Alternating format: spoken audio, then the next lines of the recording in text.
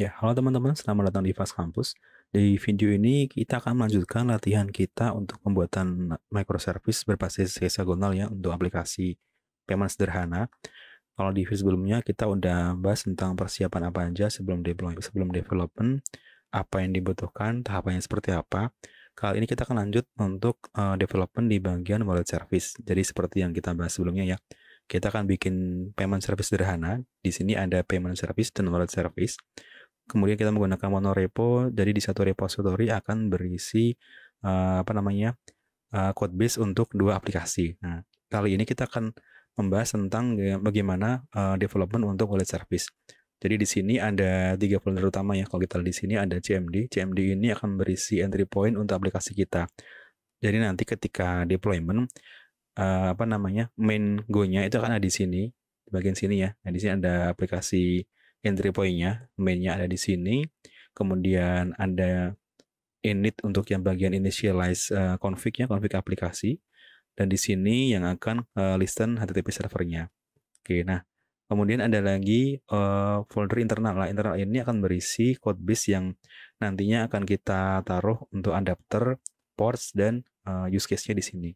Kemudian yang ketiga ada lib ya. Lib ini biasa berisi code base yang akan dipakai bersamaan oleh dua package ya, dipakai oleh service payment dan wallet. Misalkan kayak di sini ada config. Config ini karena dua-duanya bakal akses config yang sama, strukturnya juga serupa, maka untuk config kita taruh di package lib di sini ya.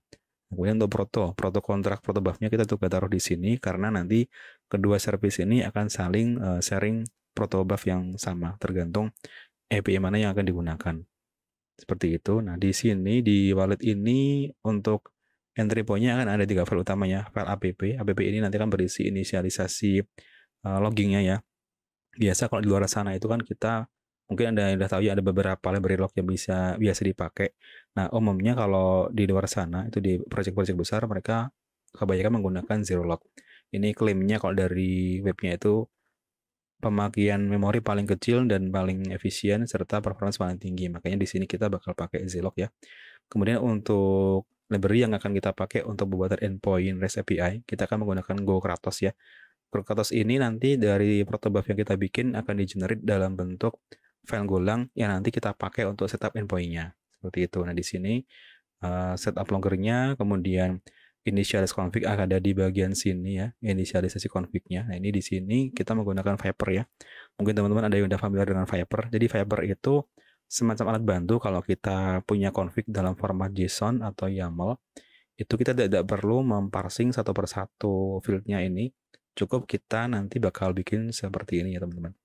Contoh misalkan di lib ini, nah ini contoh di sini, di init ini cukup kita lakukan unmarshal config. Nah, ini seperti ini. Nanti dari Viper yang akan mentranslasi dari value yang ada di sini ke struct yang ada di sini. Nah, ini seperti ini ya. Kalau biasa kita unmarshal JSON pakainya JSON tag struct tag JSON. Kalau kita menggunakan Viper, maka kita harus menggunakan map structure. Jadi nanti kalau di map structure-nya app, berarti di file JSON-nya juga harus app ya, kayak gitu ya. YAML juga sama, tinggal kita tentukan di sini aja ketika inisialisasi Viper-nya, formatnya, config-nya apa, JSON atau YAML, kemudian path-nya di mana, titik ini berarti di root utama ya, di router utama aplikasi, kemudian config name-nya karena kita untuk service wallet ya, di sini kita bedain config untuk wallet sama payment, karena ada kemungkinan dua service ini akan membutuhkan value config yang berbeda. Jadi karena di sini ada dua service ya, di sini kita set config yang berbeda, kayak gitu. Jadi biar mempermudah teman-teman belajar juga, kita bakal bikin yang sesimpel mungkin. Oke, itu untuk bagian inisialisasi config. Nah, di sini juga ada error handling ya, ketika dia gagal read file config-nya, entah karena filenya salah penamaan atau salah format, nanti akan return di sini. Kemudian di init ini selain dia inisialisasi config, ada juga inisialisasi handler ya. Jadi handler ini nanti yang akan nge-compose repositorinya, kemudian diinjek ke service dia akan diinjek ke handlernya. Jadi dependency injection-nya akan ada di bagian sini. Yang ketiga ada inisialisasi Redis ya, karena kita di sini untuk contoh menggunakan data store Redis. Di sini ada inisialisasi koneksi ke Redis. Jadi cukup seperti ini yang kita pakai yang versi simple ya. Nah, di serve ini baru di bagian serve dia yang inisialisasi Redis client untuk diinjek ke apa namanya ke handler yang nanti dibagian di repository. Nah, baru di sini ada konfigurasi untuk HTTP servernya. Karena kita menggunakan Kratos, kita pakai bawaannya Kratos ya di sini HTTP-nya pakai bawaan Kratos di sini. Kita bisa lihat di sini. Nah, di sini ada setting untuk apa namanya konfigurasi default timeout HTTP-nya berapa second. Nah, ini enaknya kalau kita pakai Viper ya. Misal kita mau set timeout-nya durasinya 2 detik. Di config-nya, teman-teman cukup tulis 2S yang artinya 2 second. Nanti Viper secara otomatis akan menerjemahkan 2S ini yang berupa string ke duration. Begitu juga dengan di sini misalkan kita ada config yang tipenya angka ya, integer misalkan. Nanti dari Viper yang akan otomatis menerjemahkan tipe data integer ini ke di sini ya, ke struct yang tipenya integer ini. Jadi kita nggak perlu manual satu-satu, marshal integer, parsing ke apa namanya duration, atau parsing ke float misalkan, semua udah dibantu oleh Viper. Nah, ini biasanya di luar sana di perusahaan-perusahaan itu sekarang kebanyakan pada pakai apa namanya library seperti Viper ini ya. Jadi mempersingkat waktu untuk sekedar kita membaca config. Oke, itu untuk bagian apa namanya setup HTTP. Nah, di sini ada juga kita bisa atur juga dengan Kratos ini apakah kita hanya akan allow untuk get atau post saja atau semua metode kita izin allow di sini. Kita juga bisa allow apa namanya setting juga course-nya ya. Di sini ada pengaturannya untuk course.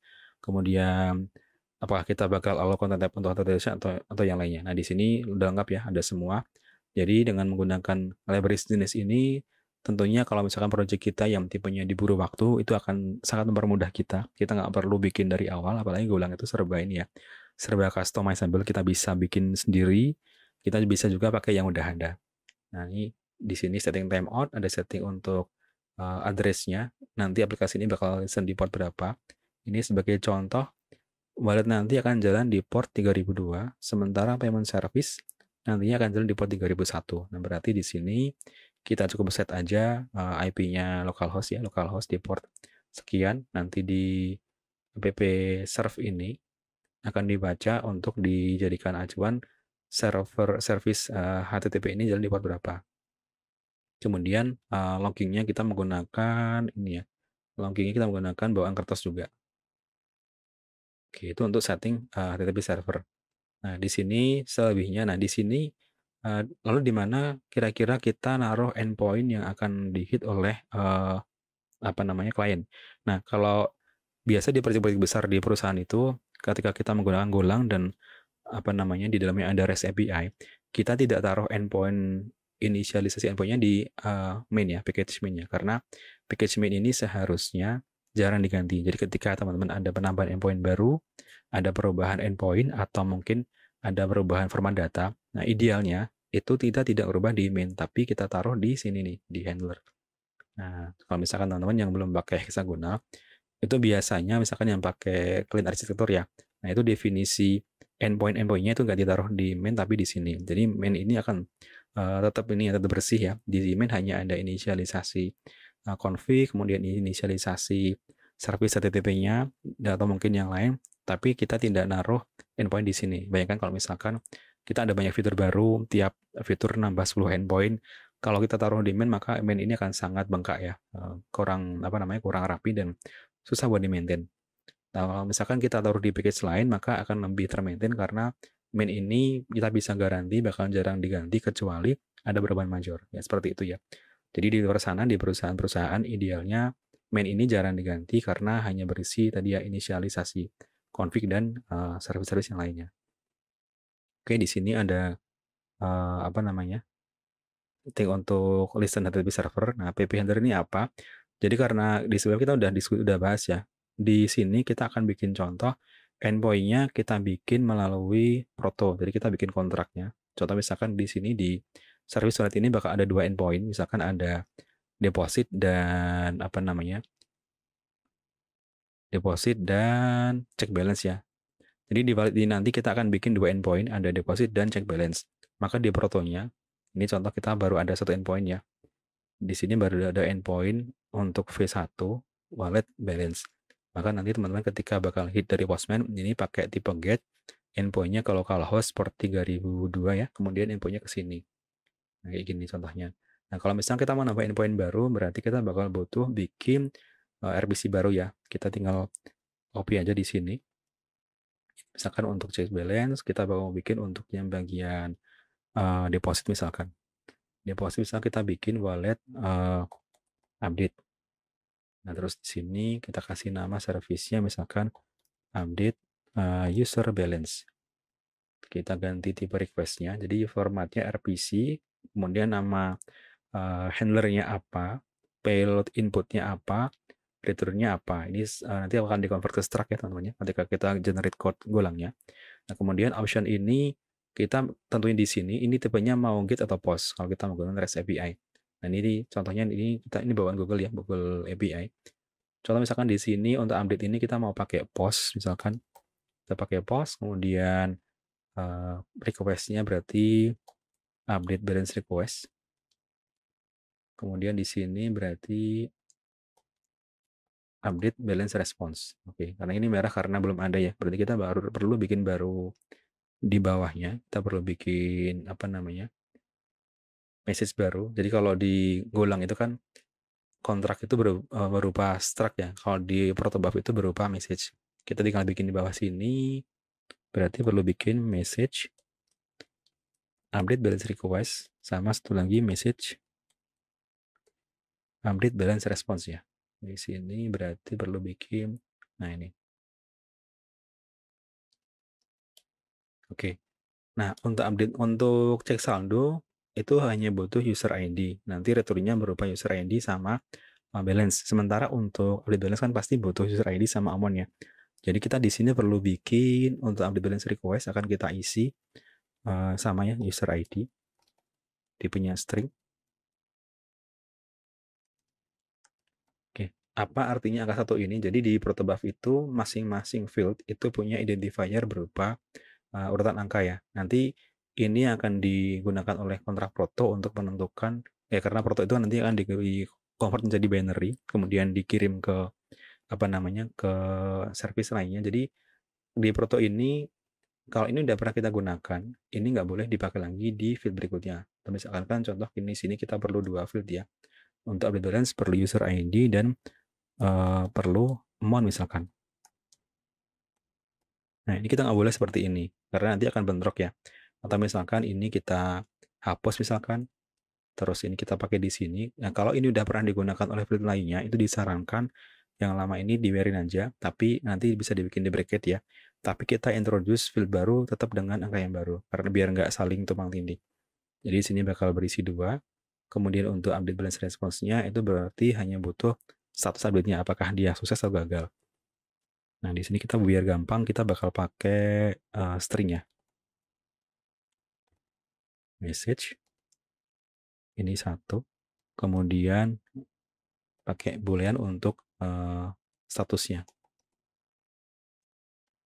Oke, jadi ketika nanti transfer yang berhasil akan return, ini kita akan pakai success aja ya, success. Kalau berhasil maka success bakal berisi true, kalau gagal bakal berisi false. Dan di sini kalau dia gagal bakal berisi error message-nya, kalau berhasil bakal berisi hasil akhirnya update-nya jadi berapa.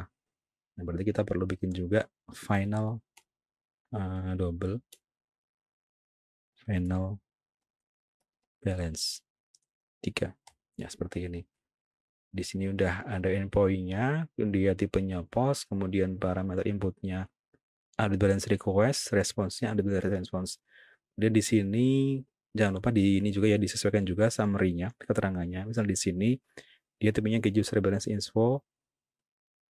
Kalau di sini berarti update user balance info. Nah, ini tinggal disesuaikan aja di sini sesuai dengan nama service-nya ya, nama handler-nya. Nah, kalau sudah, oke, yang ini kita udah bikin kontrak protonya ya teman-teman. Jadi kita nggak perlu manual nulis endpoint satu-satu. Nah, setelah jadi seperti ini, langkah berikutnya apa? Langkah berikutnya kita akan generate dari protobuf ini ke file Golang. Jadi di sini teman-teman bisa cek di repo ini nanti ya. Di sini udah lengkap semuanya, ada README-nya juga. Gimana cara generate dari proto ke Golang. Jadi di sini saya udah siapkan contoh ini ya, snippet-nya. Seperti ini caranya protok, kemudian path-nya di mana, terus output-nya di mana.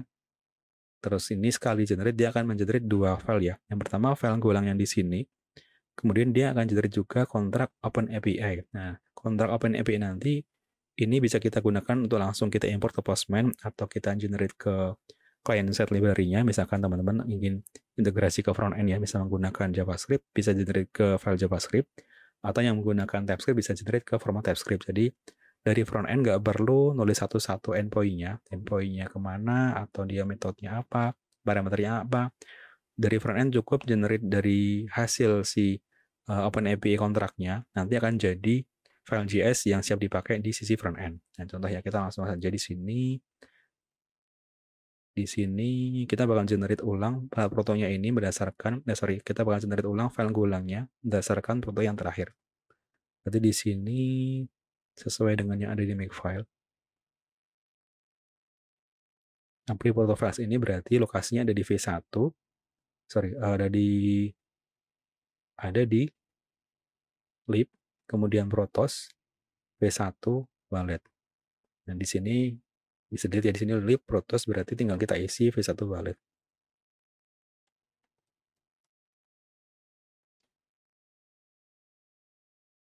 Oke. Jadi V1 wallet itu lokasi foldernya V1 wallet yang akan kita generate ulang file golangnya. Kemudian di sini udah diisi lokasi package protonya, kita nggak perlu tulis lagi. Terus make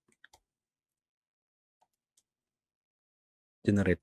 Nanti akan dijalankan di bagian ini ya, akan generate file proto beserta OpenAPI-nya.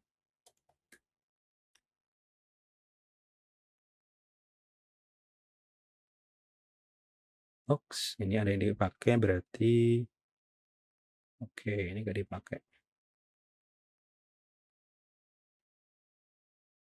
Oh ya, jadi kalau dia itu tipenya post ya, kalau tipenya post maka kita perlu setting juga, kita perlu tentukan juga bodinya apa. Contoh misalkan di sini di post ya, maka kita perlu perlu taruh juga dia bodinya isinya apa, gitu. Jadi nggak bisa yang seperti ini. Berarti di sini perlu bikin body.